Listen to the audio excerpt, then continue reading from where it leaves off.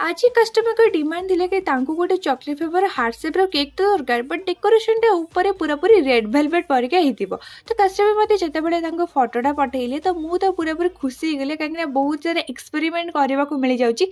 आ customer कहले कि मते एमिति पूरा पूरी सेम टू सेम दरकार। तो मु पूरा पूरी ट्राई करची तांको जेमति भलो लागिबो बोली। आ केक टा तो पूरा पूरी सेमिति ही जाइतिले। जदी आपण माने भी चाहुचंती एमिति केमिति बनाउची माने रेड वेलवेट रो क्रम्स रा मु केमिति बनैची सेटा जानिबा पई निहत भाव में आपण मैंने मत कमेंट करूँ मुझे भिडियो भी बनईदेवी। तो मत आज बहुत सारा केक अर्डर मिलता जोटा कि मुझे आपण दुईटा ही केक देखी।